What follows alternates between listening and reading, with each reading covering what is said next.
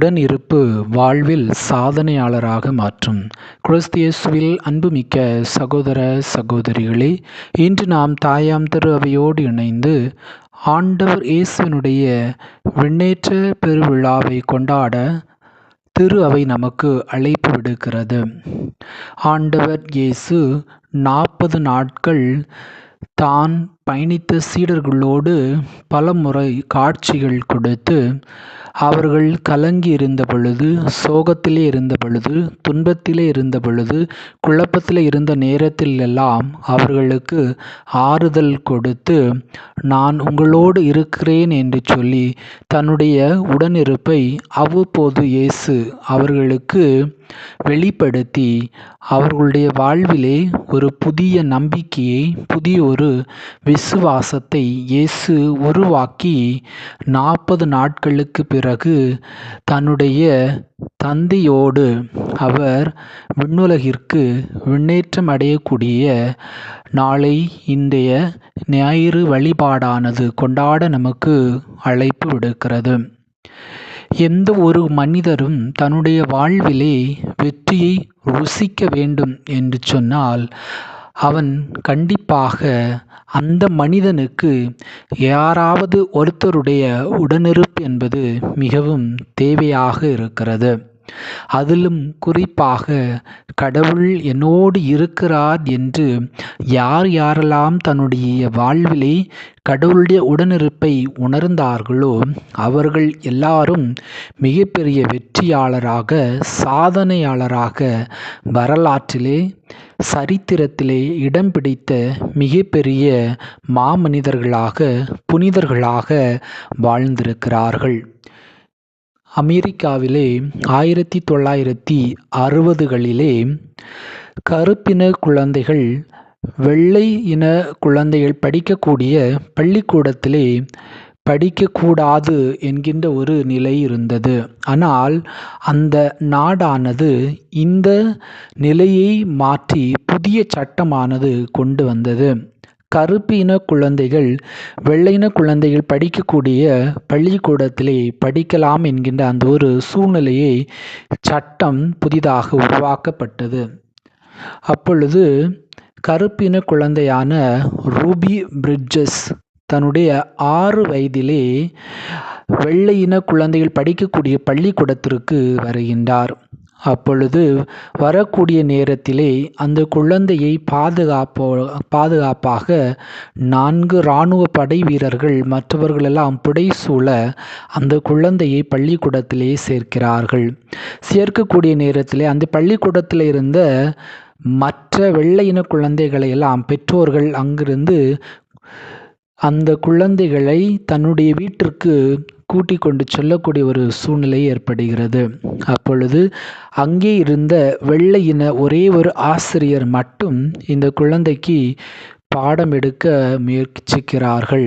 ஆனால் வெள்ளையின குழந்தைகளுடைய பெற்றோர்கள் வெளியிலே இருந்து கூச்சலிடக்கூடியவர்களாகவும் தங்களுடைய கைகளிலே மிகவும் ஆபத்தான ஆயுதங்களை தாங்கிக் கொண்டு இருக்கக்கூடியவர்களாகவும் இருக்கிறார்கள். அப்பொழுது இந்த குழந்தை தைரியமாக வெளியே வந்து ஏதோ தன்னுடைய சைகையினால் பேசுவதை போன்று வெளியிலே வந்து நிற்கக்கூடிய அந்த நேரத்திலே அங்கே இருந்த ஒருவர் அந்த குழந்தையை பார்த்து, உனக்கு பயமாக இல்லையா என்று கேட்கக்கூடிய நேரத்திலே அந்த குழந்தை சொன்ன வார்த்தை, நாங்கள் தினமும் காலையில் எழுந்து என்னுடைய அம்மாவுடன் சேர்ந்து ஜெபம் செய்துவிட்டு தான் நான் பள்ளிக்கூடத்திற்கு வருவேன். அப்பொழுது அந்த படிக்கக்கூடிய இறை வசனத்திலே குறிப்பாக என்னுடைய அம்மா விவிலியத்திலே எடுத்து சொல்லக்கூடிய வார்த்தை, இவர்கள் செய்வது இன்னதென்று அறியாமல் செய்கிறார்கள், இவர்களை மன்னியும் என்று சொல்லி கடவுள் எப்போதும் உன்னோடு இருக்கிறார் என்கிற தைரியத்தை ஊட்டக்கூடியதாக அந்த இறைவார்த்தை பகுதியை நான் படித்துவிட்டு வருவேன். எனவே எனக்குள்ள எந்த விதமான பயமும் எந்த விதமான அச்சமும் கிடையாது என்று அந்த குழந்தை சொல்லியது. இப்பொழுது அந்த குழந்தைக்கு 71 வயதாகி பெரிய வயதாகிவிட்டது. அந்த பெண்மணியானவள் அமெரிக்க அதிபரான பராக் ஒபாமாவுடைய மாளிகைக்கு சென்று அந்த அதிபரிடமிருந்து மிக பாராட்டை பெறக்கூடிய அளவுக்கு கருப்பு இனத்திலே கல்வியை பெற்றுக்கொள்வதிலே மிகப்பெரிய சாதனையாளராக சரித்திரத்தில் இடம் பிடிக்கக்கூடிய ஒரு மனிதனாக அவள் மாறியதற்கு மிக முக்கிய காரணம் ஆண்டவர் இயேசு என்னோடு இருக்கிறார் என்ற அந்த ஒரு நம்பிக்கையை தன்னுடைய வாழ்விலே அந்த பெண்மணி பெற்றுக்கொண்டதுதான். ஆம், கிறிஸ்து இயேசுவில் அன்புமிக்க சகோதர சகோதரிகளே, இன்றைய இறை வார்த்தையிலும் குறிப்பாக இன்றைய மத்தேயு நற்செய்தி 28ஆம் அதிகாரம் 16 முதல் 20 வரை உள்ள அந்த இறை வார்த்தையிலே ஆண்டவர் இயேசு இறுதியாக சொல்லக்கூடிய வார்த்தை, உலகம் முடியும் வரை எந்நாளும் நான் உங்களோடு இருக்கிறேன் என்கின்ற அந்த ஒரு நம்பிக்கையை கொடுக்கக்கூடியவராக இருக்கின்றார்.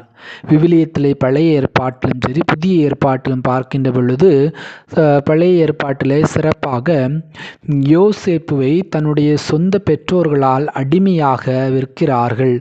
அவ்வாறு விற்கக்கூடிய நேரத்திலும் கூட கடவுள் யோசேப்போடு இருந்து அவரை வழிநடத்தி இறுதியிலே எந்த பெற்றோர்கள் சகோதரர்கள் அவரை அடிமையாக விற்றார்களோ அவர்களே அந்த தன்னுடைய மகனிடம் மீண்டும் வந்து தஞ்ச போகக்கூடிய அளவுக்கு கடவுள் அவர்களை மாற்றினார் என்று சொன்னால், யோசேப்பு கடவுளுடைய உடனிருப்பை தன்னுடைய வாழ்விலே உணர்ந்தவராக இருந்தார். எனவே அவர் மிகப்பெரிய சாதனையாளராக மாறினார். அதே போலத்தான் தாவீது அரசர் கோலியாத்து மிகப்பெரிய ஒரு பலசாலியாக இருந்தார். ஆனால் அவர் தன்னிடமிருந்த ஒரு கவனையும் கல்லையும் வைத்து நான் கோலியாத்தை வீழ்த்த முடியும் என்று சொல்லி கடவுள் என்னோடு இருக்கிறார் என்கின்ற அந்த ஒரு நம்பிக்கை அவரிடம் இருந்தது. அந்த நம்பிக்கை கோலியாத்தை வீழ்த்தி தாவீதை மிகப்பெரிய ஒரு அரசராக மாற்றியதற்கு முக்கிய காரணம் கடவுள் என்னோடு இருக்கிறார் என்று தாவீது தன்னுடைய வாழ்விலே உணர்ந்ததுதான். அதை போலத்தான் நம் தாய் அன்னை மரியாள் கபிரியேல் வானதூதர் மங்கள வார்த்தை சொல்லக்கூடிய அந்த நிகழ்விலே அருள் நிறைந்த மரியே வாழ்க ஆண்டவர் உம்முடனே என்று சொல்லக்கூடிய அந்த வார்த்தையை அன்னை மரியாள் தன்னுடைய வாழ்விலே உணர்ந்தவராக கடவுள் என்னோடு இருக்கிறார் என்று விசுவாசத்தோடு கடவுளுடைய உடனிருப்பை அவர் உணர்ந்தவராக இருந்தார். எனவே அவரால் எல்லா போராட்டங்களையும் சமுதாயத்திலே எல்லா சந்தித்த சவால்களையும் தாண்டி அன்னை மரியாள் இன்று உலகெல்லாம் தாயாக மாறியிருக்கிறார் என்று சொன்னால் கடவுள் என்னோடு இருக்கிறார் என்று அன்னை மரியாள் தன்னுடைய வாழ்விலே விசுவசித்ததுதான். ஆம், கிறிஸ்து இயேசுவில் அன்புமிக்க சகோதர சகோதரிகளே, ஆண்டவர் இயேசுனுடைய விண்ணேற்பு பெருவிழாவை கொண்டாடக்கூடிய இந்த நாளிலே அவர் உடலோடு நம்முடைய மத்தியிலே இல்லாவிட்டாலும் அவர் தூய ஆவியின் வழியாக அவர் நம்மோடு பேசக்கூடியவராக நம்மோடு உரையாடக்கூடியவராக அன்றாடம் தன்னுடைய உடனிருப்பை நமக்கு வெளிப்படுத்தக்கூடியவராக ஆண்டவர் இயேசு இருக்கிறார். எனவே அவருடைய உடனிருப்பை அவருடைய பிரசன்னத்தை நம்முடைய வாழ்விலே யார் யாரெல்லாம் உணர்கிறார்களோ அவர்கள் வெற்றி பெறக்கூடியவர்களாக சரித்திரம் படைக்கக்கூடியவர்களாக சாதனையாளர்களாக பல விருதுகளை பெறக்கூடிய மனிதர்களாக மாறுகிறார் என்பதைத்தான் இன்றைய இந்த இறை வழிபாடானது நமக்கு அழைப்பு விடுக்கக்கூடியதாக அமைந்திருக்கிறது. ஆம், அன்பார்ந்தவர்களே, நம்முடைய குடும்பங்களிலே கூட கணவனுடைய உடனிருப்பு மனைவிக்கு மிகப்பெரிய ஒரு உந்து சக்தியாக இருக்கிறது. மனைவியுடைய உடனிருப்பு கணவருக்கு மிகப்பெரிய உந்து சக்தியாக இருக்கிறது.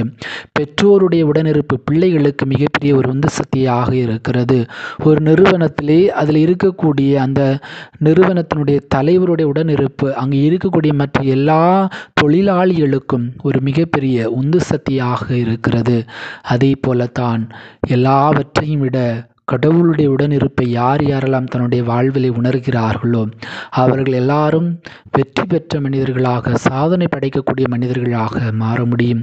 எனவே இந்த நாளிலே ஆண்டவர் இயேசு விண்ணேற்றம் அடைந்தாலும் அவர் நம்முடைய ஒவ்வொரு செயல்பாட்டிலும் நம்மோடு இருக்கிறார் என்பதை நாம் உணர்வோம். உணர்ந்து நம் சக மனிதர்களை அன்பு செய்வோம். சக மனிதரை நாம் நம்முடைய சிந்தனையாலும் சொல்லாலும் செயலாலும் கடவுளுடைய பிரசன்னத்தை நம்முடைய வாழ்விலே நாம் வெளிப்படுத்துகின்ற பொழுது இறைவன் நம்மோடு இருந்து நம்மையும் ஆசீர்வதித்து நம்மை சார்ந்திருக்கக்கூடிய மனிதர்களையும் சாதனையாளர்களாக, வெற்றியாளர்களாக, இன்னும் சிறப்பாக சரித்திரத்தில் இடம் பிடிக்கக்கூடிய மனிதர்களாக நம் ஒவ்வொருவரையும் இந்த நாளிலே மாற்றுவார். இதற்கு தேவையான அருள் வேண்டி இறைவன் நோக்கி மன்றாடுவோம். எல்லாம் வல்ல இறைவன் தந்தை, மகன், தூய ஆவி உங்களை நிறைவாக ஆசீர்வதிப்பாராக. ஆமீன்.